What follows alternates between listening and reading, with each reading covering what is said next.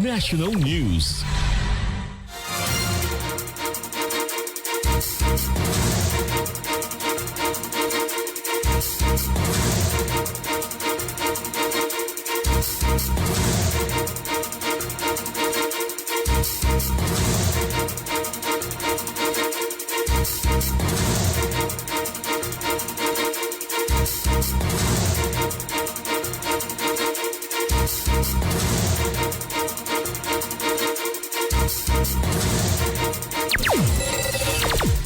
Startation sa ating balitang nasyonal, naglabas ang Commission on Audit ng panibagong Notice of Disallowance na may kinalaman sa confidential funds ng Office of the Vice President kung saan umaabot ito sa 300 million pesos ayon kay House Committee on Public Accounts Chairperson Terry Ridon.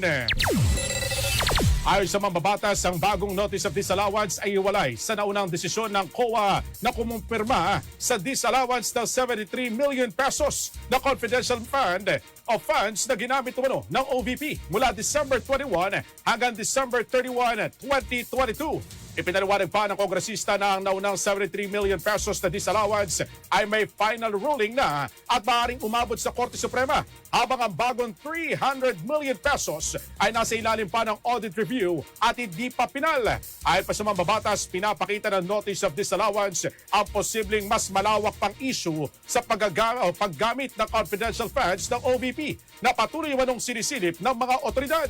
Samantala, ayon naman kay Akbayan Party List Representative Percy Sendanya, aalamin din ng komite sa darating ng Miyerkules kung gaano katotoo ang mga kahina-hinalang bank account ni Vice President Sara Duterte at ang kanyang asawa na si Attorney Mans Carpio, maging ang record sa Anti-Money Laundering Council at maging ang Statement of Assets Liability and Net Worth o SALN nito. Narito ang bahagi ng payag ni Akbayan Party List Representative Percy Sendanya.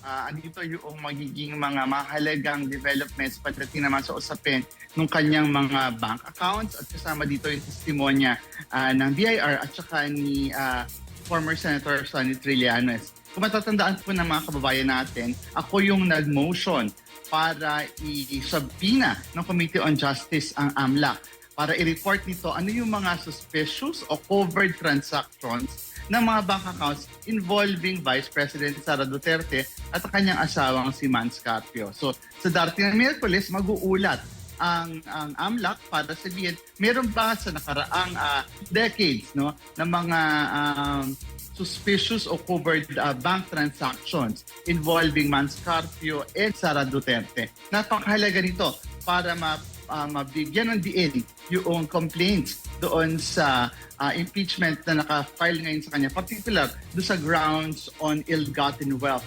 Harap na rin dito ang ombudsman para naman iulat yung SALN ng Vice Presidente. Kaya inaasahan sana natin, bago mag-Miyerkules, matanggap na natin yung mga dokumentong ito mula sa nasabing mga government agencies, particular yung sa AMLAC, para mapag-aralan natin mabuti bago tayo humarap at magkaroon ng clarificatory hearing pagdating ng Miyerkules. Star FM News Connect.